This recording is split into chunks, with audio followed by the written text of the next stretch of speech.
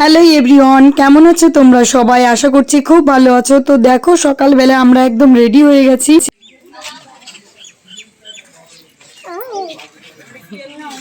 তো টাক মাথা করে নিয়ে যাচ্ছি, দাদু তো দেখে বকবে না রে। নিয়ে যে দেখো বাসের জন্য ওয়েট করছি, এখনো বাস আসলো না। কখন যাবো? ওর বাবা তো বললো যাবে না।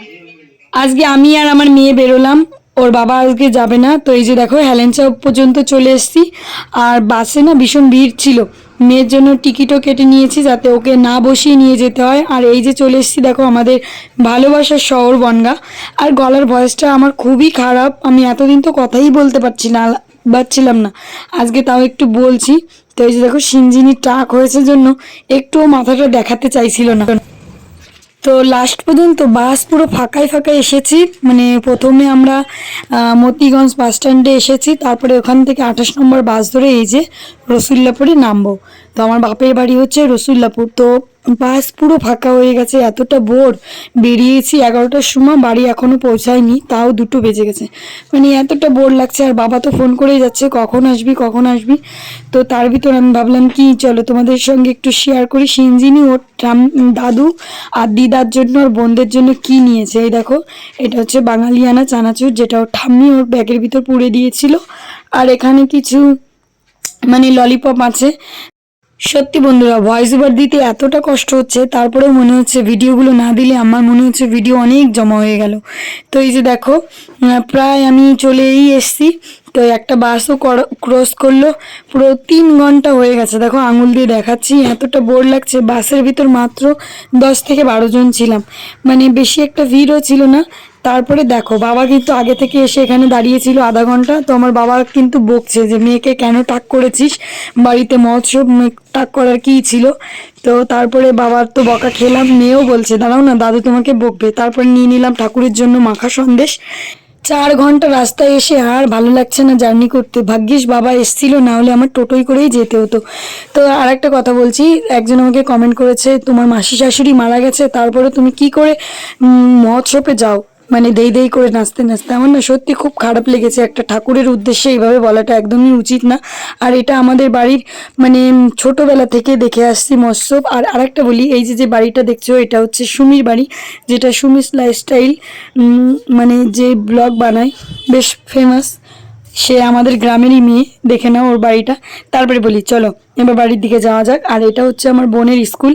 তো বাবার সঙ্গে এইভাবে আসছি, দারুণ মজা লাগছে। আর সত্যি আমরা প্রতি বছর এই দিনটার জন্য অপেক্ষা করি। আর সামনের বার আমাদের বাড়ির মহোৎসবটা হয়েছিল না, কারণ আমার দাদা মারা গেছিলো, কাল ওষুধ ছিল, তার জন্য মৎস্য হয়নি সেরকম বড় করে।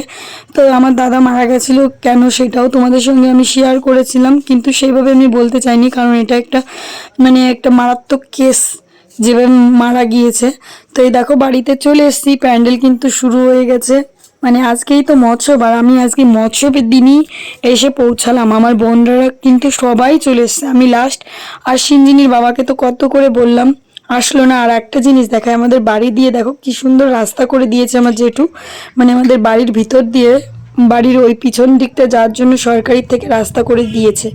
আর এই যে আমি প্রথমেই ঠাকুরের কাছে ঢুকে নারায়ণ ঠাকুরের জন্য যে মাখা সন্দেশটা এনেছিলাম ঠাকুরকে দিলাম।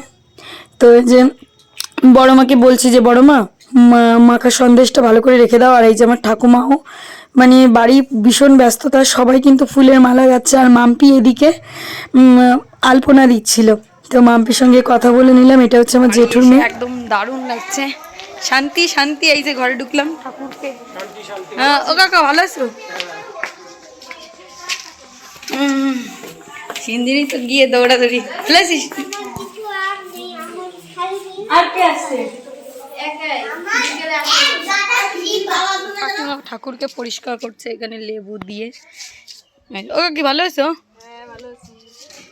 চলো তাহলে সেই বৌদিদের বাড়ি যাই। তোমরা বৌদির কথা অনেক বলো, বৌদিদের সঙ্গে একটু দেখা করিয়ে নিয়ে আসি দাদার বিয়ের। এখন অনেক ভিডিও বাকি রয়েছে। বৌদি, নতুন বৌদি কেমন আছো? ভালো আছি, তুমি ভালো আছো? ভালো আছি। তোমার তো সবাই একদম চিনে গেছে, পুরো ফুল ভাইরাল। কত কত ভিউজ দেয় জানো? সব দেখেছো কত ভিউজ দেয়? দেখেছি।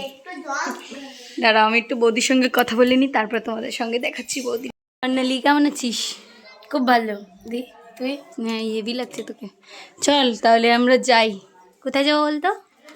এই যে মাম্পিকে তো কত মানুষই চিনেছে, আর কি বলবো, আমাদের বাড়িটা পুরো ভাইরাল হয়ে গেছে গাইস। কোন ভিডিও ভাইরাল হয়েছে আমি তোমাদের সবটাই বলবো। আর দেখো আমার বোন একটু যাবে বাজারে, তার জন্য যে এত সস্তা আমি জীবনেও জানতাম না, যে চোখে আইলাইনার, কাজল, আইশ্যাডো, মাস্কারা, তারপরে আবার এখানে ব্লাশ না দিলেও যেতে পারে না। ব্লাশ বলেছি। আর এই যে দেখো আমার মা শরীরটা খুব খারাপ, মা আজকে উপোস থাকতে পারেনি। তুমি কিছু খেয়েছো? আর আমার বাবা দেখো ভাত খাচ্ছে, আমাদের বাড়ি নিরামিষ যেহেতু মহোৎসব, তো বাবা খেয়ে নিক। চলো তুমি যাবা বাবা ওদের সঙ্গে? বাবা যাবে না। চলো তোমাদের সবার সঙ্গে একটু দেখা করিয়ে দিই, কারণ আজকে একটু কথা বলতে পারছি আমি। এখন যাই হোক একটু কথা বলতে পারছি, এরপরে আমি আর একটুও কথা বলতে পারবো না, কারণ বাড়িতে এরকম সান্নাটা মানে কি থাকবে না, পরে যে কত আওয়াজ শুনবে সারাদিন। এই দেখো প্যান্ডেল করেছে এই যে, আর এখানে মাম্পি আলপনা দিয়েছে। আর এই যে দেখো আমার পিসি, বৌদি, তারপরে আমার মেয়ে সিঞ্জিনি। এই জামাটা চল খুলবি, নালে ফুলের সব তোর এই জিন্সের প্যান্টে লেগে যাবে, তাড়াতাড়ি ওঠ বাবা। ওই যে অরিন। তো চলো এখন আমরা একটা জায়গায় যাব তোমাদের সঙ্গে। আর ওই যে আমার বড় মা দেখো ঠাকুর ঘরের দায়িত্বে, কারণ বড় মা এই নিয়ম কানুনগুলো ভালো জানে। এই চল ও বৌদি, একে ধরে শুই দিয়ে না, সই মুই খুচা খাবে। ঠিক আছে যা। এই যে হচ্ছে আমার মেজো বোন, নবন, আর আমি, আর বর্দি, আর মাম্পি, এই কয়জনে মিলে যাচ্ছি আমাদের একটা হাটে।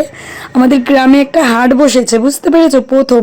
তো এই যে হাট থেকে এত কিছু কেনাকাটা করে বাড়িতে ফিরলাম, কি কিনলাম না কিনলাম পরে তোমাদের সঙ্গে দেখাবো।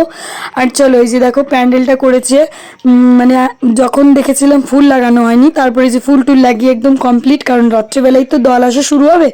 আর এই যে দেখো এতগুলো শপিং করেছি, মানে বাবার বাড়ি এসে বোনদের সঙ্গে ঘুরতে ঘুরতে দারুণ মজা লাগে।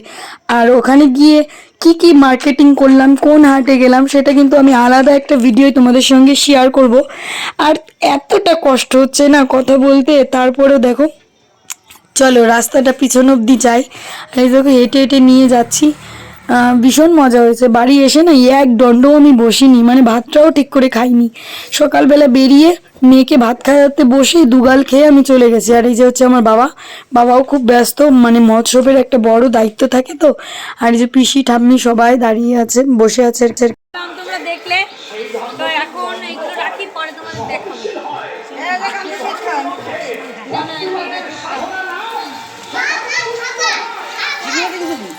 তো এটা হচ্ছে আর একটা বৌদিদের বাড়ি, যেটা কিনা আমরা এসছি মহোৎসব খেতে, মানে আমাদের বাড়ি আজকে জাগরণ, আর ওই বৌদিটার বাড়ি আজকে খাওয়া দাওয়া। তো আমরা বোনরা এসছি সবাই মিলে মহোৎসবে খেতে। তো এখান থেকে খাওয়া দাওয়া করবো, আর আমাদের রাত্রের দিকেই দল ঢুকবে, ওই 7টা, 7:30, 8টার দিকে। তো ব্লগটা কিন্তু অনেকটা বড় হয়ে যাচ্ছে, তাই জন্য কিন্তু আমি একটু পার্ট করে দেব, কারণ বেশি বড় ব্লগ হলে তোমরা আবার দেখতে চাইবে না। কেউ কিন্তু স্কিপ করো না, তোমাদের অবশ্যই ভালো লাগবে।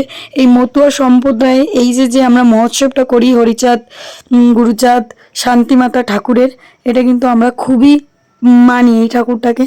তো তোমরা কারা কারা নমশূদ্র মতে সেটাও কমেন্ট করে জানিও। আমরা কিন্তু নমশূদ্র, তাই জন্য আমাদের এই মহোৎসবটা প্রতি ঘরে ঘরেই মোটামুটি হয়, মানে ঠাকুরনগরে যে দলটা তোমরা জানো।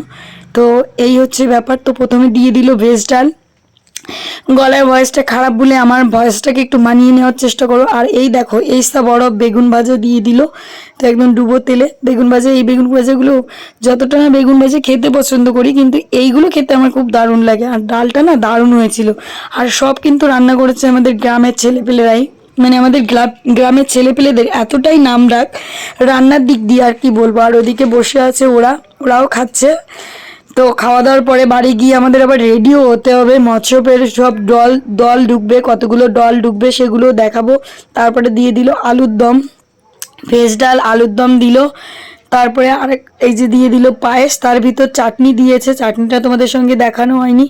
তো এই হচ্ছে ব্যাপার। তো চলো বন্ধুরা, আজকের ব্লগটা কেমন লাগলো অবশ্যই কমেন্ট করে জানিও। দেখা হচ্ছে নেক্সট ব্লগে। সবাই ভালো থেকো, আর পরের ব্লগগুলো কিন্তু কেউ স্কিপ করো না।